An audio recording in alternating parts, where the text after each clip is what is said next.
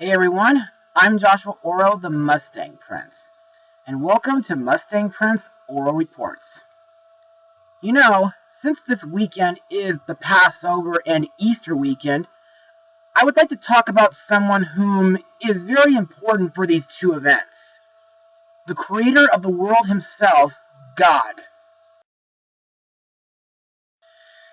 Okay. Yeah, I know it's kind of rare that I get a chance to talk about someone holy or something religious on my show, probably due to two reasons.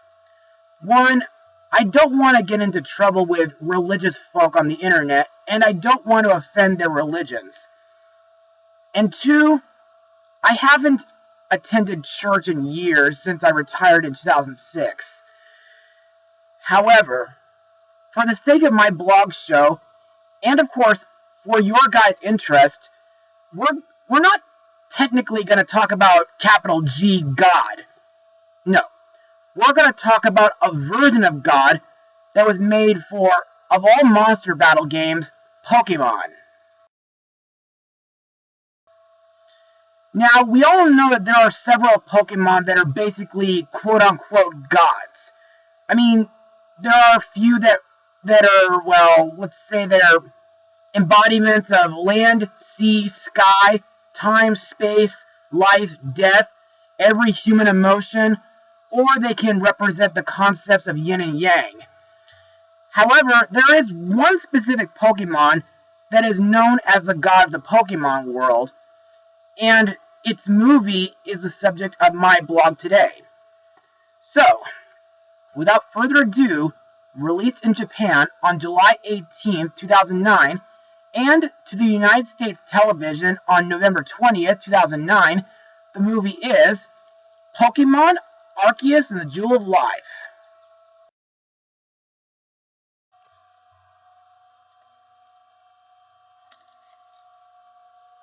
Now let's start off with the story of the movie. Long ago, Arceus granted a fragment of its power as the Jewel of Life to help Machina in the town's hour of need, only to be betrayed when it was time for that power to be returned. After so many years, Arceus is about to return to reclaim its stolen power, enraged, vengeful, and seemingly unstoppable.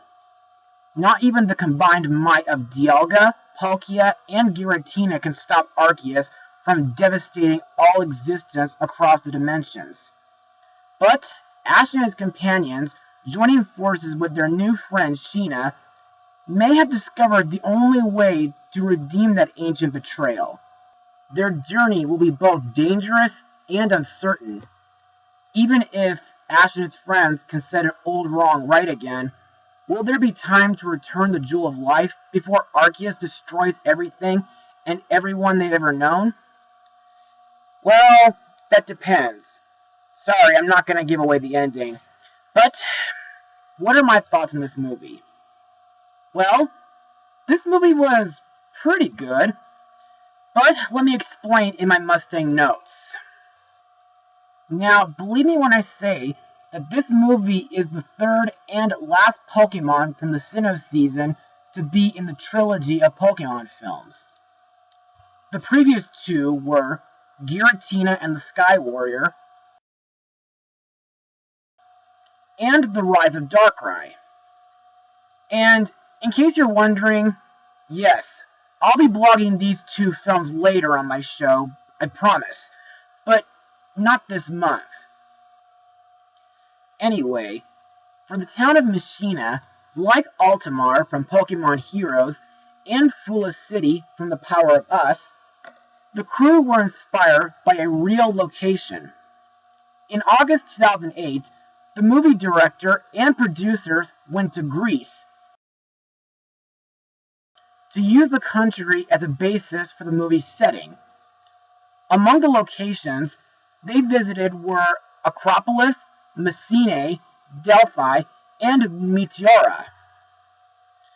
As for the animation, well, for the Sinnoh films, they were great, mostly, but for this movie, the animation is beautiful. But there are some CGI stuff here and there. what makes this movie pretty interesting is that Ash and the gang use time travel via Dialga to go back into the past. Also, while Ash and company are in the past, the Pokemon are known as magical creatures. Plus, the opening song, Stand Up, is a very epic and catchy tune. Also, the 3 songs that play during the end credits are very nostalgic. Also, there are some intense moments, like when Arceus uses its attacks to spread its wrath on Machina, and when a bunch of other Pokemon use electric attacks to, injure Arceus, as well as Marcus throwing Quicksilver on it. Anyway, I think that's all I have for Mustang notes, so let's move on to the characters and their voice actors.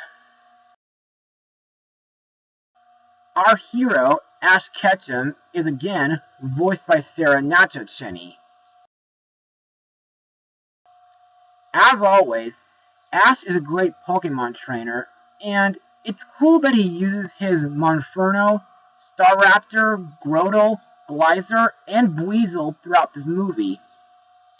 Also, in this film, it was told that years ago, a strong thunder creature and its master once saved Machina, which is, of course, Ash and Pikachu.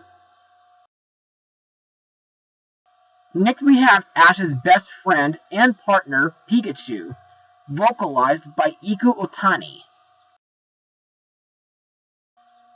As usual, Pikachu always brings me a smile every time it's on screen, and its electric attacks and Iron Tail are really awesome. Plus, Pikachu is pretty smart, like when it, along with Dawn's Piplup, go through the dungeons to find their trainers, with help from a Pichu, along with several other Pokemon like a Cyndaquil, a Totodile, and a Chikorita. Also, I thought it was pretty sweet that Pikachu used its Iron Tail attack to save all the enslaved Pokemon. Next up is Brock, and this time he's voiced by Bill Rogers. To me, Bill is trying a bit too hard to sound like Eric Stewart.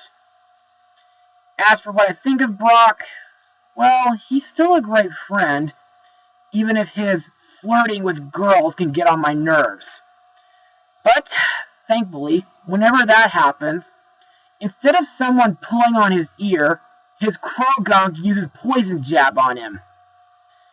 Also, aside from said Krogunk, Brock also uses his Happiny and his Sudowoodo in this movie.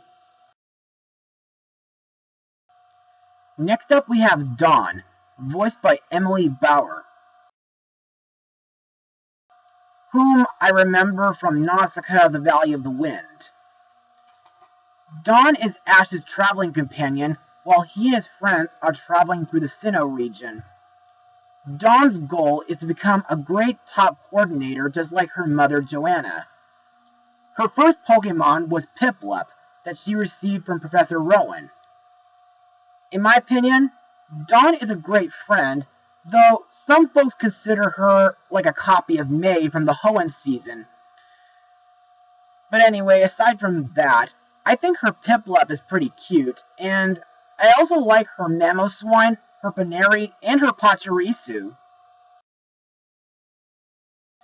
Next are Team Rocket's Jesse, James, and Meowth, voiced by Michelle Knotts and Carter Cathcart. To me, Team Rocket doesn't seem to do too much throughout this movie, aside from planning to steal the Jewel of Life. Our first new character is Sheena, voiced by Carrie Keranen.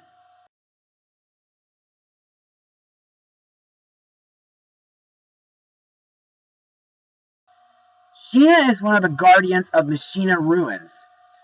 She's shown to have a deep sense of duty towards her mission in bringing peace between Arceus and humans. She also displays an extensive interest in the history of Machina, which she is charged with protecting, and in the space-time incidents surrounding Arceus' impending awakening.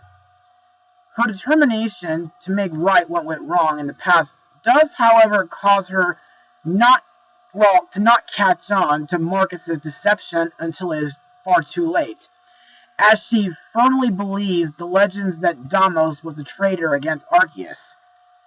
She, along with Kevin, voiced by Wayne Grayson,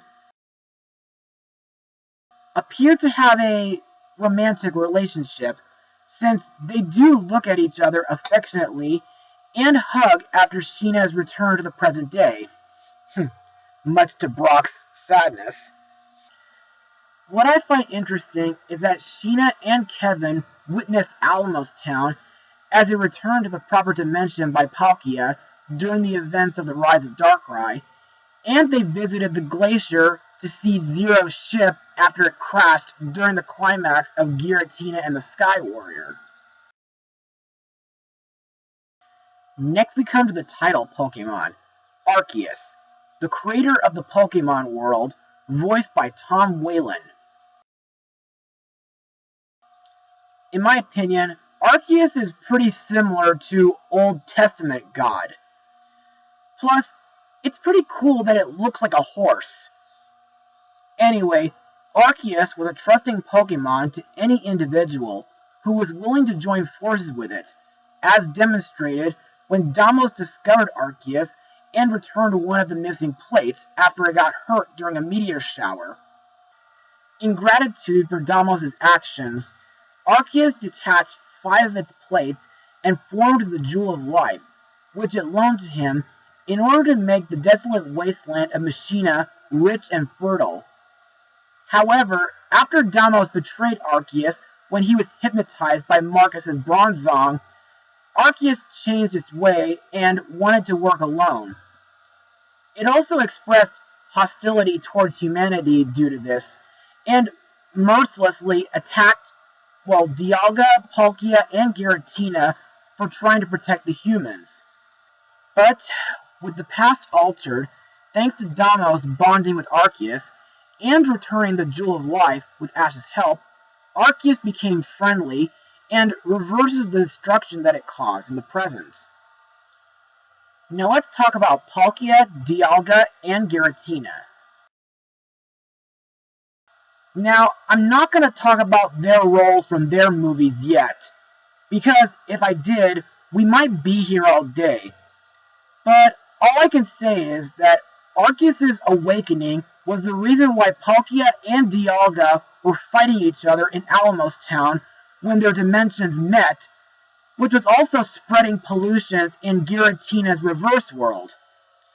Anyway, in this movie, while they do fight Arceus to defend Messina, in my opinion, Dialga sticks out the most out of the 3 because, as mentioned earlier, it sends Ash and the gang back into the past, and it did save Pikachu and Piplup from a water spout earlier. Next we come to Sheena's ancestor, Deimos, voiced by Dan Green, who got to be in Yu-Gi-Oh!,